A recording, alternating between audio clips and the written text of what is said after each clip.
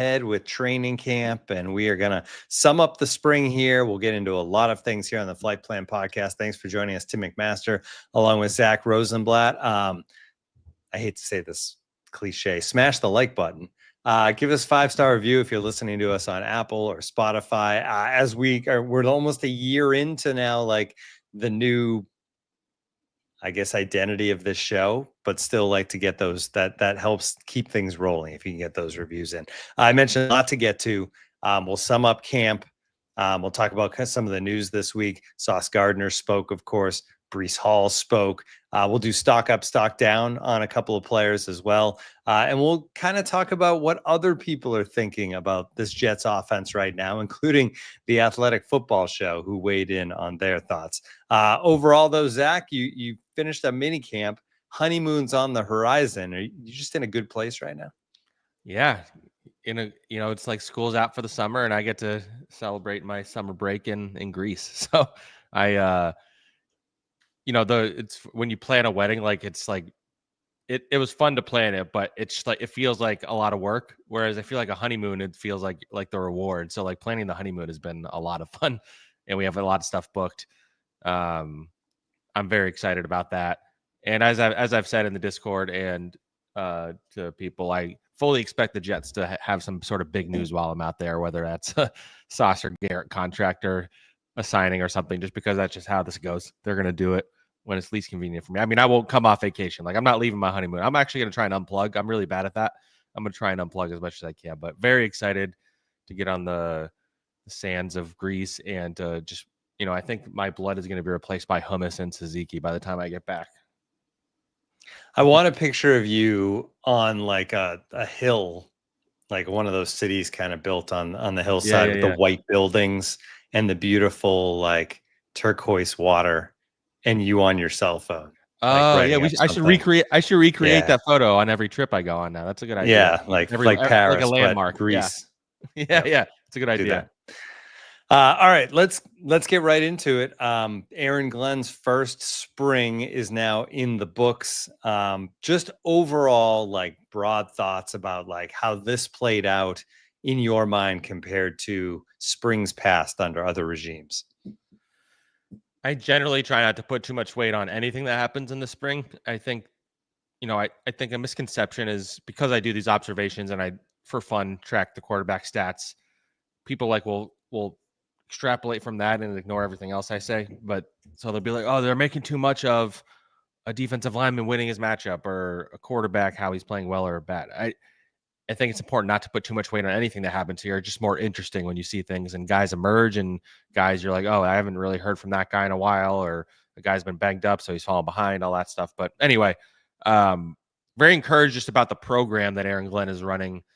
The fact that I think he said they had 91% attendance throughout the entire offseason program, which is really high. And he said he's never had above 80 in his time as a coach. So the buy-in is there. I mean, I think there's a part of it that this is a very young roster. So like the veterans that maybe would skip it historically are not even on this roster. So that's probably part of it. But yeah, I think all the right things are being said. I think everybody's flowing in the same direction. It's very early.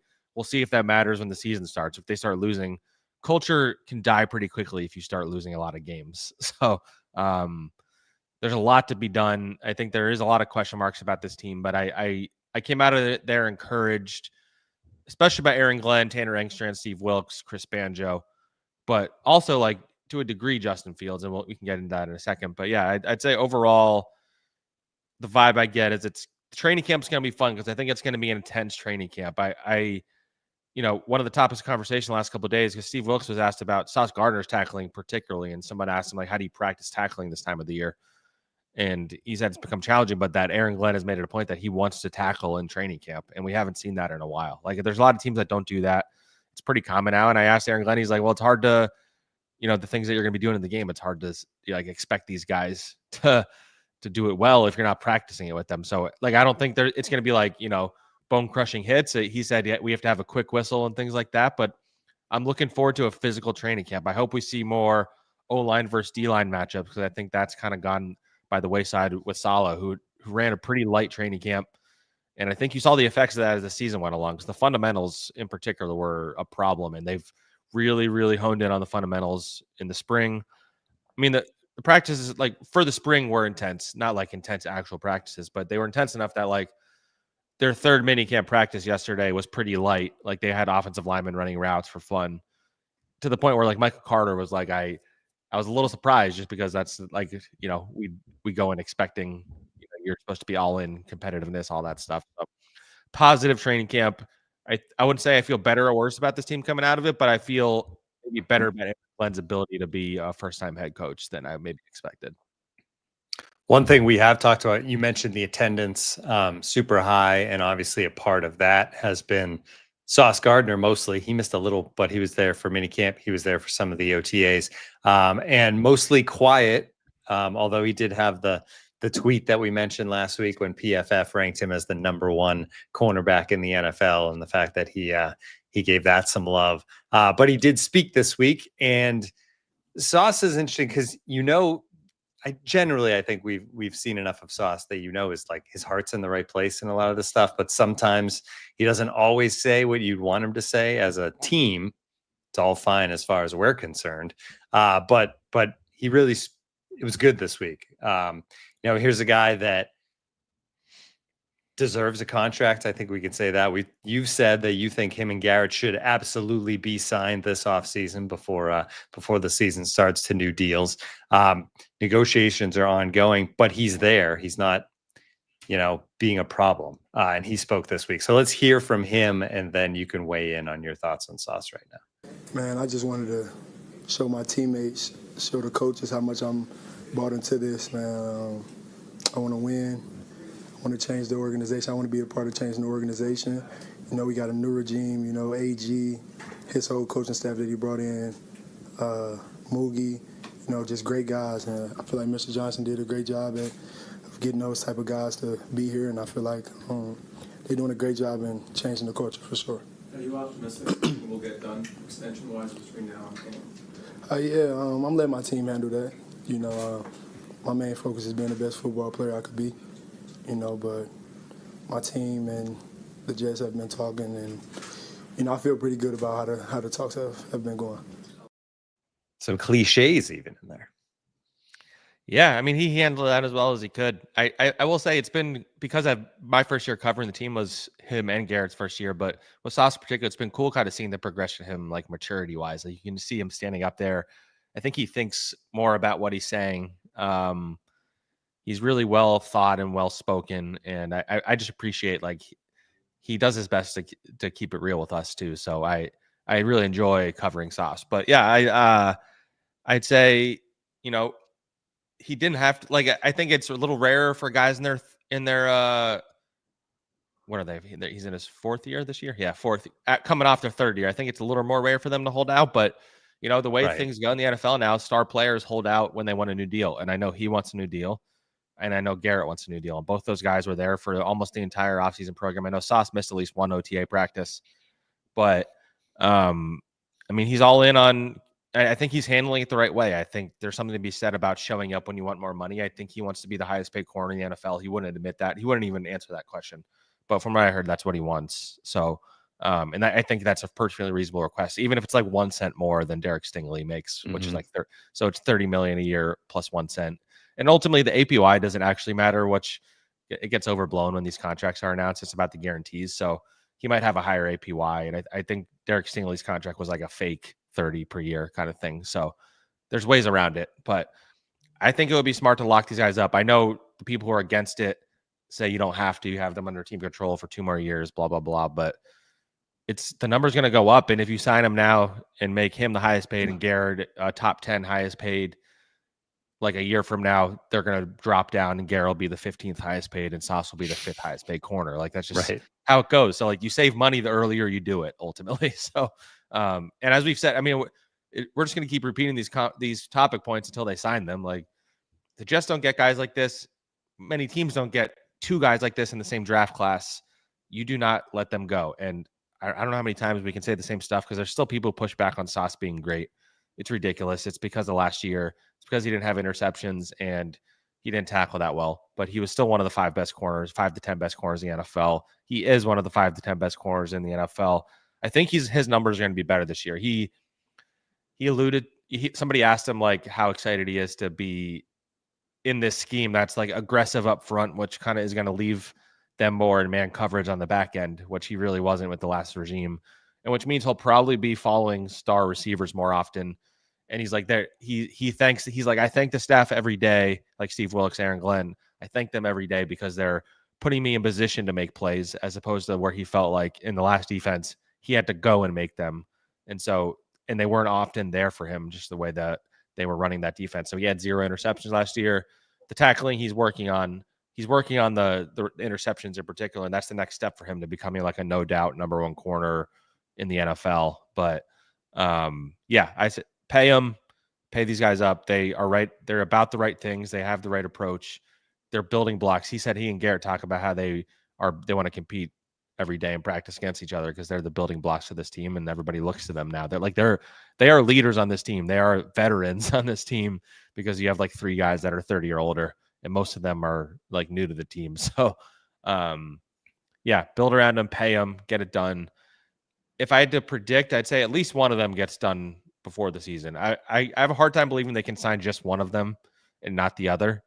Like, I mean, it should be a joint press conference. Yeah, right? I was about to say they should be signed together. They should come out together. The easy play for the Jets is to do a whole big thing where you honor both of them at the same time. Yeah. But messaging has not always been the Jets' strong suit, so we'll see. Yeah. So the other guy a lot of guys spoke, but another guy that spoke that I want to get a clip on here is Breece Hall. Interesting offseason. There was, from what he talked about this week, that isn't part of this clip. The injuries he suffered last year were maybe worse than we were led to believe at the time, and he battled through it. You could argue why not just rest? He even said that he's like, I probably should have like sat out and rested, but he was trying to compete for the team, But he did speak this week, and let's hear from him, and then we'll talk about it. He talks about the trade talks, which were the big thing, right? Like leading up to the draft, there was all this chatter like, oh, will the Jets draft a running back and trade Breece Hall? And does that make sense? And all these things. And then Aaron Glenn had the comments about basically this is a competition at running back. We have 3 great running backs. He didn't say we have Breece Hall. He said we have 3 great running backs. Here's Breece. I mean, I was seeing it just like everybody else was seeing it, but like I said, if people feel like you aren't doing your job, you're going to be replaced. So, it didn't happen. I'm here. AG called me and told me he wanted me to be here. So, for me, that meant a lot. But like I said, I'm here. I'm here to work. I'm here to do my job. So, and prove to them that I deserve to be here. Did you talk when you saw those rumors pop up? Did you just see what happens, or did you call Aaron? Did you call Darren just to see what? Nah, at first I just kind of like, okay, we'll just see what happens, And then, AG called me and, told me that he's like, Breece, do you think I want to trade you? And I was like, I don't know. He's like, Breece, I don't want to trade you. So I want you to be here. You're gonna be here. You're a running back, and so that felt really good. And then just to sit down with him and have a lot of long conversations, and for him to fill me out, for me to get to know him and everything, it's been cool. And to see how our practices have gone and how competitive he likes it to be, and how he likes to put the ball down and just let us play, it's been fun. He also said they're going to run the ball, right? That was the other thing. Yeah. Like, we're actually going to run the ball. I think that was my favorite part because he often, under Hackett in particular, had a hard time biting his tongue, especially in the beginning of the season. I think in 2023 in like week 2, he was already like complaining about his lack of touches, and it didn't get better. They had the least rushing attempts in the NFL last season. That was partly Aaron Rodgers checking out of runs. I think Breece liked Aaron as a teammate. He spoke highly of him, but I think it's clear he's looking forward to. He's like, yeah, Tanner loves to run the ball, and he's talking about how he watched a lot of Detroit. I'd put money on Breece having like a bounce back year, honestly. Like I think he's highly motivated, especially with all the trade talk, all the talk that he's not as good. He puts a lot of the blame for last season on himself. He did that last season too. Last season was not his fault, obviously. Like there were so many other factors, but he said it was a bad year for him. He says it. He admits it. He's someone who talks about wanting to rush for 2,000 yards and be one of the best running backs in the NFL. And you have, we talked about this back in owners meetings when Aaron Glenn alluded to like having 3 running backs that he can lean on. And I think they will play Braylon Allen and Isaiah Davis a lot. If you look at the Lions, they've always ran like a 2 running back offense. So Braylon in particular, I think will get a lot of touches. But I believe in Breece. I believe that Tanner Engstrand has said all the right things. He said he's going to run the ball, and he was talking about how Breece is a good pass catcher. It took Nathaniel Hackett, I believe, 9 weeks into his first season as Jets offensive coordinator to realize that Breece Hall could catch the ball. Justin Fields is talking about how he was surprised to know how soft of hands Breece has. Like, he's like a receiver out there. Like, I think Breece is a number 2 option in this passing offense. And so he's going to be on the field a lot. Maybe he's not a bell cow, but I think he's going to touch the ball a lot. I think he's going to look more like he did 2 years ago than he did last year. And he's saying all the right things. Like, if he was as banged up at the end of last season, as he said he had a pretty serious knee injury that he was dealing with, but he's completely healed now. You know, Breece Hall healthy is an explosive running back. I don't think he's maybe as good as Jahmyr Gibbs, like, all around, but like, he can be the Jahmyr Gibbs of this offense, and Braylon Allen can be the David Montgomery or whatever. Like, because I think they are trying to line up a lot of the pieces they had in Detroit with what they had in have in New York right now. So, you know, again, I said this about Sauce. I say this about Garrett. I'll add Jermaine and Breece into that. Like, it's having 4 guys in one draft class that are not only that talented, but like just that good at the podium, let alone just like interview wise, but being that good at the podium and thoughtful. All 4 of them. Like, Jermaine had some great quotes the other day too. It was first press conference. You know, I asked him about, not to get sidetracked too much, but I just love this quote. Because Aaron Glenn mentioned how he spent some time with Jermaine at the Senior Bowl, and I'm like, what do you remember about that? He's like, honestly, all I remember is trying to rip everybody's face off at the Senior Bowl because I was pissed that I even had to go there. So, and Jermaine's funny because he like says these like very like kind of cocky things about himself, but he's like, and I say that being completely humble, like he understands how he sounds, and he's not actually sounding humble, but it just reminds me of the song from the movie Pop Star where Andy Samberg has a song called I'm So Humble, where he's just saying all the ways he's so humble. But anyway, I love these guys as like a reporter covering them. They give us plenty of content, great quotes, and Breece is in that group. I think there's times in the past where he can be like moody when things aren't going his way, and maybe he doesn't want to talk to the media, but anytime he's at the podium, he's really good with us. And I think he's going to bounce back this year. I really do. All right, let's move on to stock up and stock down. You have a full article on this out on The Athletic. We're just going to focus in on a couple positions. Before we actually do what stock is up and what stock is down, let's touch base with Justin Fields, though, because he's neither. I think it's fair to say he is. I mean, is it fair to say at this point he is what we thought he was, right? Yeah. Yeah, I'd say so. I mean, him in particular, with the point I was making earlier about it being early, like, it's just too early to evaluate him. Like, he's not Aaron Rodgers, where Aaron Rodgers is going to look amazing in these settings no matter what, because he flick of the wrist, he can do whatever he wants. Accuracy wise, if he knows he's not getting hit, Aaron Rodgers is going to just like have some fun, no looks, all that stuff. Justin Fields physically is really, really fun to watch. You can see the athleticism, his ability to go and make plays with his feet. He has a cannon for an arm, and I think in minicamp was the best he looked out of all the practices that we got to watch. You know, he made I think it was Wednesday, he had a fantastic deep ball to Garrett Wilson where he just like landed it in his breadbasket.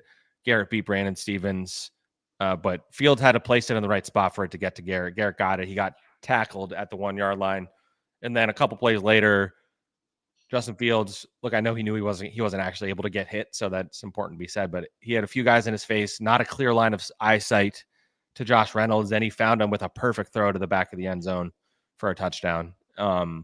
Those plays were encouraging. The one that Aaron Glenn called out as encouraging, I think some people kind of laughed at it, but he's like, the play that really stuck out to me is when he scrambled out of the pocket and he threw it away instead of forcing something.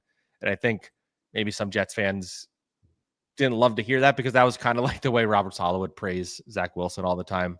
But I would say I'm encouraged. I don't feel better or worse about Fields. I am encouraged. I think his teammates love him. They have it every stop.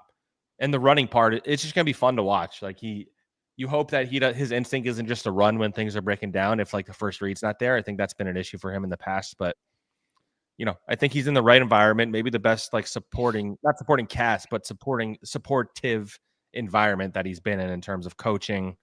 Because I believe in Tanner Engstrand. I know there's questions about him, but I think he's going to be this isn't a high bar. He's going to be better than any offensive coordinator they've had in a minute, I would say. Maybe since John Morton, who I thought was solid. He's more creative, I think. Comes from the Ben Johnson tree. I think the difference. I'm getting off track here. We can talk about Tanner later. Anyway, so Justin Fields. Stay on the rundown, Zach. Rundown. This is my ADHD. It happens.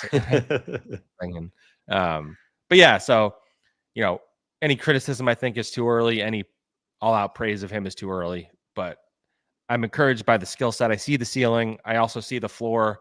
Like you see some of the stuff that he's been criticized for. Like early in camp, he's holding onto the ball too long, or there's been some inaccuracies on guys that were open. Like that absolutely is happening. So he has not been perfect, but I was encouraged that he got better as the practices went on, I would say.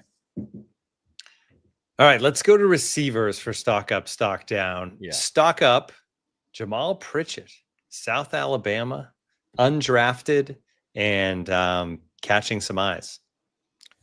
Yeah, and that ties in with stock down. I had Xavier Gipson. I think they kind of go hand in hand, both because they physically kind of look similar, and you kind of alluded to this before we got on the pod. Like it feels like a similar track for Pritchett to when Gipson came in as a UDFA a couple years ago. Nobody was talking about him. Went to a smaller school. Stephen F. Austin, I believe. Jamaal Pritchett, South Alabama, 5'8". Returner is his primary job. He's making some plays in the passing game. So I think the coach is really liking Chris Banjo, the special teams coordinator, has raved about him a bit.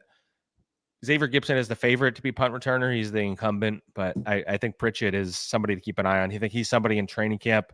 He's going to be a Xavier Gipson type that the fans really fall in love with. There's always a few guys every year. I think he's going to be somebody like that. And I'm curious to see how he looks in like the preseason. Like that's going to be big for him because this is a open competition. Xavier Gipson is not guaranteed anything. He had that punt return touchdown in week 1 of 2023 and hasn't really done anything since, hasn't done anything on offense. So I think he's been a little disappointing and from the hype he got in the beginning to now. So there's a window here to win this job away. And Jamaal Pritchett is the early favorite in my mind to like push Xavier Gipson for that job. It's just like that insight into the NFL monster, right? That like, yeah, just lifts guys up 2 years ago, like Hard Knocks superstar. Here he is. Like everybody feels good. Everyone loves him. And then 2 years later, oh, here's the new you, by the way. And, it's life in the NFL. It's tough business. Staying with receivers, one more stock down that we've talked a little bit about, but things just haven't gotten better because he's not on the field. Malachi Corley. Yeah, it's not. He's fallen behind. That's like and I think Aaron Glenn and Tanner Engstrand have had a hard time like even hiding that fact. I'll even read Tanner's quote because I thought it was pretty good. Here, I have it right here. He said, so they asked he basically said, that's a great question really for him to ask. How do I get myself mentally caught back up because I wasn't able to get the physical reps this spring? Ultimately, that's going to be what it is because the other guys do. They have a handful of practices ahead of him and those physical reps. So he's going to have to find a way to catch himself up with that stuff. So they're basically like putting the onus on him. Like you fell behind. You got banged up in the beginning of the offseason program and you were not on the practice field. And the old cliche, you can't make the club from the tub. Like that's kind of what they've been alluding to. He hasn't been out there. He's somebody that I have this in the story. And, I know Will Parkinson has been all over this too. I think last year they were very hyped on him. They overhyped him probably. They kept making sure to tell everybody they tried trading into the second round to get him. I can't remember if Joe Douglas overtly said it or if it was reported, but that they had him ranked ahead of Brian Thomas. I don't know if that's true or not, but like the fact that even is a possibility does not look good. And then I think when he came in, it was clear he was going to be both a project as a receiver and just as like an adult. Like I think there's some immaturity issues there, and he's had to learn how to grow up. He's been the guy his whole life, especially in college where he was an absolute star. He was pursued by all these big time programs, stayed at Western Kentucky, gets to the NFL. I think he expected a certain thing to be like treated like he was a star, and he hadn't earned that yet. And so I think, last year was a wake up call for him. You hope you learn the right lessons, but he has a long way to go. This is a new staff to not draft him. They're not as invested in him. And they're going to need him to prove that he deserves to be on the field. He has a unique skill set that nobody else in their receiver room has with the after the catch stuff, the Yak King. You can be a gadget player. This is a creative offensive coordinator. Should be a more creative offense. They should be able to find a way to use him. but he has to learn the system. He has to learn the routes, and he has to be willing to play on special teams, and he has to do all this stuff that, kind of kept him off the field last year. So it's a big, but it's as important summer for him as anybody, I would argue, because he's fighting for his job. Like, I mean, he's not a lock to make the team. Like, he needs to prove that he deserves to be here for a new coaching staff. So he's not off to a good start in that regard. And like I wrote in there, these other guys have gotten the reps ahead of him, and so they're ahead of him in the pecking order. Tyler Johnson, Josh Reynolds, Xavier Gipson, even Jamaal Pritchet, Arian Smith, who was also banged up actually at the end of camp, but he's the guy that this coaching staff drafted and has raved about. So he's fallen behind all these people that got all the physical reps. And so now training camp, there's going to be extra pressure on him to prove that he is the player that he thinks he is and that the previous coaching staff thought he was. All right, moving on to cornerback. Stock up, Azareye'h Thomas. Stock down, Brandon Stevens, which doesn't look great just because when they signed Brandon Stevens, there was a lot of questions about the contract and all of that. And now coming out of the spring, he's in your stock down. Yeah, again, like I want to caution, like I'm not saying it's a bust and he's going to be bad, but like some of the question marks, and the coaching staff is going to work on it with him. Like when he was in Baltimore, he was really good at like staying with receivers, but he always had trouble turning his head around and making a play on the ball.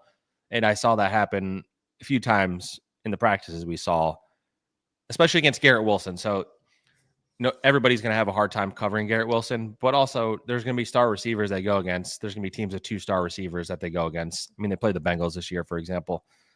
And so he's going to have to step up. And I think there's pressure on him both because of Azareye'h's presence. Azareye'h had a great spring, I thought. He mostly played against backups, but he had a great spring, made plays on the ball. I believe he had a couple picks even. Very encouraged by him, but the goal is not to play him much this year. The goal is to start Brandon Stevens. So, they're coming off a couple of years where they had DJ Reed, Sauce Gardner, and Michael Carter II as arguably the best corner trio in the NFL. And so Brandon Stevens has to fill DJ Reed's shoes. And so there's going to be pressure on him because of the contract, because of the way fans were maybe upset about how much they gave a guy they didn't really know much about, and the numbers didn't look great in Baltimore. So he's someone who needs to have a better summer. But more importantly, he's going to be their starter in week 1 as long as he's healthy. Like, I think we can write that in pencil. But, he needs to step up and kind of improve on some of the things that he struggled with in Baltimore. And then Thomas is you kind of any more on Thomas or?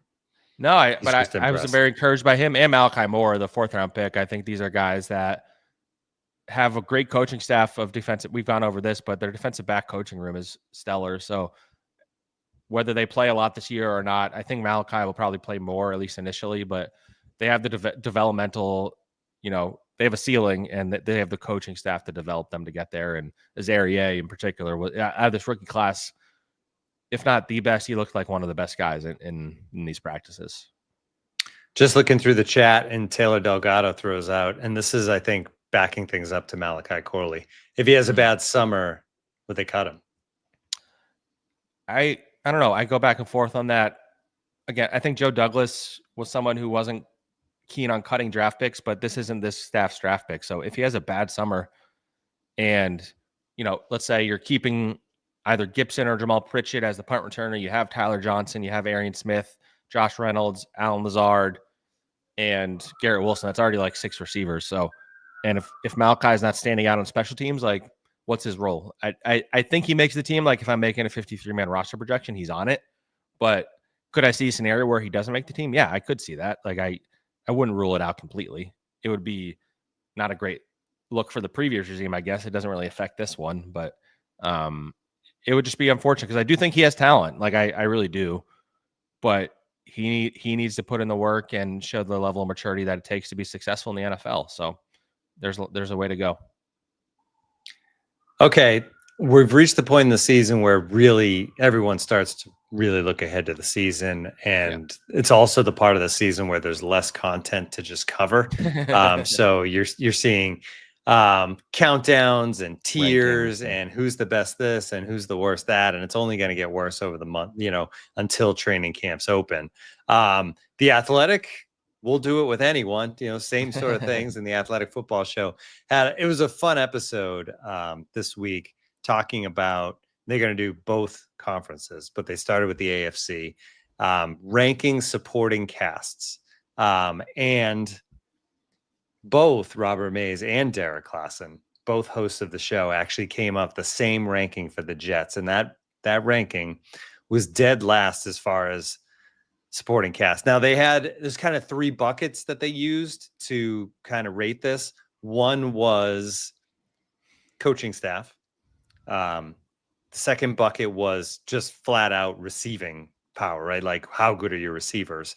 And then the third bucket was offensive line / running game, and how that can help a running back. So with that said, here's just a snippet of what they said about the New York Jets. Pass catchers, I think you can make a serious argument that the 2 through 4 options on the Jets are worse than the 2 through 4 options on any other team in the league. Yes, I think that's ultimately where I landed, because almost all of these teams have at least like one player where you can rally behind, and then you're kind of just quibbling with, again, what does 2 through 4 look like, or do they have a star tight end or whatever it is? The Jets have none of that, man. And when you add that on top of, again, young offensive line and a play caller we've not seen before, there's just so much uncertainty with all of this that it's just hard to feel good about anything other than Garrett Wilson will somehow get himself to 1,000 yards again. You know what I just realized in hearing that is that I listened to my podcast in 1.5 speed, and I forgot to change it to 1 when I did the recording. So that was 1.5 We speed. got through it faster. We sure did. But that's how I listen to all my podcasts, because there's just not enough time in the day to listen at regular speed. But the part of that I wanted to pull out was actually the end, which is they did talk about Tanner Engstrand, and they went on to say, like, could be phenomenal. We just don't know. And it's hard to like put any positive spin on that when this guy's never done it before. Yeah. So a few things. Like I think all their points are like broad strokes fair. I think it leaves out some things that I like. They didn't talk about the running backs. I think they have a really good running back room. I think no, you know what, you're right. They didn't talk. They talked about the line and how it may not be as good as you think it might be. But you're right about the running back. So I think I'm high on, like, generally speaking, I think this offense could be pretty good, but I do see the case for the opposite also. Like, I think it's fair to point out, you know, Breece coming off a bad year, Justin Fields, question at quarterback. I know it's about the supporting cast around him, but, you know, we don't know what Justin Fields is going to be. You're relying on a second-round rookie at tight end. Absolutely fair. The 2 through 4 receivers, I agree, are not good on paper. Like, that is not a good group. And the offensive line, like, I believe in Olu.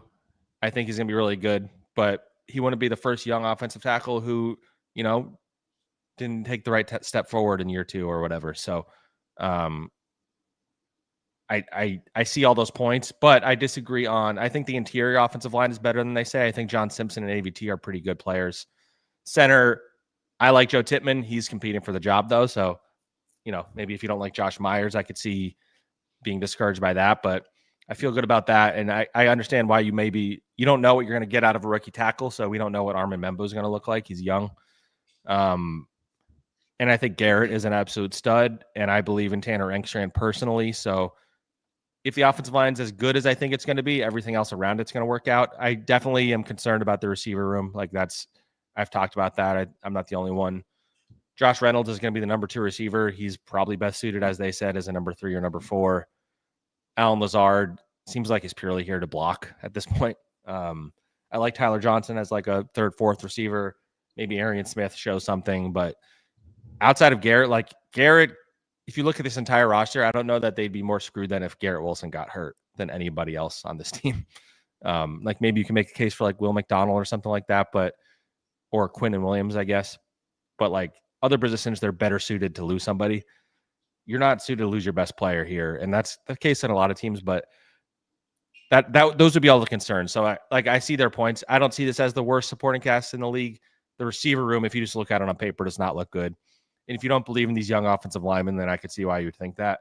And to their credit, like, they even said they're open to the possibility that they are very wrong. Like, they both just went there because of, I think, largely the receiver room. And I think they both said when they started out, like, they initially didn't have the Jets at 16th, and then you look through the personnel and the depth chart and stuff. So I think there's a lot of questions, a lot of what ifs that need to go right for this to work. And number 1 is Justin Fields. Ultimately, if Justin Fields is not better than he has been, then this offense won't be good. And if he is as good as he can be, this offense could be really exciting. So I think the floor and the ceiling are pretty wide variance on this offense, maybe as much as any team in the AFC. I think they have a very wide. They could be the worst offense in the AFC. They could be a top 10 offense in the NFL. I think if everything goes really, really well, I don't think they'll be top 10, but I think like that's the ceiling because this could be the number one running offense in the NFL. So long way of saying like I disagree with them broadly, but like I think their points are also like fair if you're looking at it from a 1,000-foot view. All right, we can't say goodbye. Well, we have a few more things to get to, but one we have to cover, Zach, was the quarterback play in Canada last night. Yeah, huge. Chris Streveler filling in because of a suspension to the Winnipeg Zach Collaros. Chris Streveler steps in, ho-hum, 15 of 24, 246 yards, 3 touchdowns, 1 interception. Just doing Chris Streveler things. Glad to see he's still on the field because there was a point where he was doing kind of like other stuff. Like it seemed like he was maybe trying to get into the media but no, he's still going strong. And he played for Winnipeg last year and was kind of like their goal line quarterback. He scored a ton of touchdowns along the goal line. I mean, he's just a winner. That's what it comes down to. He's a winner. I mean, give the guy a cigar. And it's been trippy watching Adrian Martinez in practice because he has Chris Streveler's number and he made a good play with his legs the other day. I can't believe they gave that. He's doing the number proud. I know. I thought they would retire it or something. It's like the Giants talking about giving away LT's number. Like, I don't know. That's. I'm happy for Chris. I would say I am for those who are thinking about going to the next Badlands live show, which is August 23rd in New York. You should get tickets if you haven't yet. It's going to be really fun. There's going to be a lot of people coming. I think you might even be able to come this time. I'm trying. Yes. You're trying. Might be able to. I didn't commit to it for you. But I'm researching like Chris Streveler. I'm researching Chris Streveler t-shirts to wear as my outfit for that day. So little teaser for people. I found some fun ones online. They do exist. People have made Chris Streveler t-shirts. So of course they have. Cult legend. Yeah. All right. I'm going through the chat a little bit, and we missed this earlier from Brian Sternbeck. He said, "Is Jermaine on the PUP list to start training camp?" Yeah, Aaron Glenn said he anticipates that probably. They think he's going to be fine for week 1. So yeah, I'd expect Jermaine them to slowly work him back in, which is going to give reps to like Michael Clemens, Rashad Weaver, Tyler Barron, Eric Watts, like some of the younger guys. Defensive end depth is an issue, but yeah, they're not concerned about him for week 1. He's one of the biggest X factors for this defense, I think, honestly, because we don't know what he's going to look like. They really, really missed him last year because he's good in the pass game and run game, and he's just a beast and a leader. But if he's not the same player, like it's going to be tough to find that production. So I'm very curious to see how he looks coming off the Achilles. All right, and then Michael Dunn says birthday's coming up, June 23rd. We won't have an episode coming out that day, so you begged for it, Michael Dunn 1A. We will grant your wish. Happy birthday, man! Happy birthday, Michael. Have a great time. And it's good that your birthday doesn't fall within the Jets season. It's good that it's in the summer because then it can't be potentially ruined by a terrible loss or anything like that. So have a good one, Michael Dunn. Before we say goodbye, I think the last thing that we haven't commented on is the fact that Aaron Rodgers has a new home. It's in Pittsburgh, right. $13.6 million, I think, 1 year. That is the deal that the Steelers have made with the devil, so to speak. And we will see how it plays out immediately. Of course, in week 1, the NFL was hoping that this would come through. And we even said it when we went over the schedule, Zach. If the deal had been done back then, maybe that's prime time. Yeah, I think the NFL has said that. So, Aaron Glenn, some of the guys have been answering it. Jermaine Johnson, it sounds like it's still tight with him. I think the defensive guys are maybe closer with Aaron than some of the offensive guys outside of Lazard. But Aaron Glenn, as the question was being asked by Brian Costello, he like starts laughing because he's like, I expected that to come. And then he finally finished the question and he's like, we have 17 games. We're excited to play all of them. Like he just wouldn't bite. At some point, he's going to have to bite. Like we're going to be asking him about them going against the other team's quarterback leading up to week 1. He's going to get asked about that a lot. I'm curious to see if he maintains the discipline to not answer it and not touch it. Aaron Rodgers, in his first media availability, was like, if you're going to ask me to trash my previous organization, I'm not going to do that. he won't be able to bite his tongue. At some point, he's going to say something. Probably not in that setting, though. It'll probably be on McAfee. Yeah, McAfee. What I'm curious about is as we get closer, if you have guys like Garrett or Breece kind of subtly taking shots at him or something like that. But Breece kind of already did, right? Like very subtly, just by saying we're going to run the ball. Yeah. Well, that, and he also had I don't know if this was as much a shot, but maybe could be taken as that he had a quote about like, we're all the same age, so we hang out on the weekends, we have the same, likes, and we can bond in that way, kind of thing. I don't know. It's funny to me watching the Pittsburgh fan base talk themselves into it the same way Jets fans did. Although, like, there's more evidence that he's not good anymore. Though. It is different for sure. But it was funny because I think going into it, there was a lot of Steelers fans that didn't want it. And if you look now, a lot of it's positive. I've seen a lot of like national spin. Like the national spin has just been absolutely hilarious to me. Like you're seeing these guys. I'm not going to shout out anybody by name because they do a good job for the most part. But with this stuff, like they're like, just watch the Jaguars game. The Jaguars were freaking awful last year. Aaron Rodgers, it took him until playing the shitty Jaguars and the very last game against a Dolphins team that was tapped out for him to have his best games of the season. Like, I do think he can be fine in the right environment, but do the Steelers have that? Like, I know they have Mike Tomlin, but you have an offensive coordinator that likes running the ball every play. You have an offensive line that I think is not very good. You have DK Metcalf, and outside of that, what do you have on that offense? They got rid of George Pickens. They have Calvin Austin as their number 2 receiver. Pat Freiermuth at tight end, I guess. Jalen Warren at running back. They drafted a kid at running back. Rodgers wasn't there all offseason, and he demands a lot out of his players. So I don't see it working out. That's really key to me too, is the fact that he just waited and he skipped all the OTAs and because that was very different than he did get married like me within the last 2 months though. Right, so. and he got married to and then just kind of flashed the ring. So we both had this funny idea. I want to get our Steelers writer and maybe our Packers writer on here just to have like a therapy session with Mike DeFabo, who covers the Steelers, just to let him know what he's in for as the thing comes up. We're at least going to get Mike on coming up. I got to hit up Matt too, but I don't know. It's kind of fun being on the outside looking in now, enjoying it in that way. I do miss the page views and I do miss, all the content to a degree. I also appreciate some level of boredom, especially as I was planning a wedding. So I'm not pissed that he's gone, but for content, maybe a little bit. All right. And we'll see him again week 1 when the Jets take on the Steelers and Aaron Rodgers. All right. That's going to do it for us. If the Jets do something crazy or if there's some real big breaking news, we'll be with you. But otherwise, Zach, enjoy your honeymoon and we'll basically be back to kick off training camp or right before training camp. We'll take a little break of our own and recharge and maybe come up with some new stuff for the show in that time too. That's your assignment for when you're in Greece, is to reformat the podcast. All right, I'll do some work. Samantha will love that. Yeah.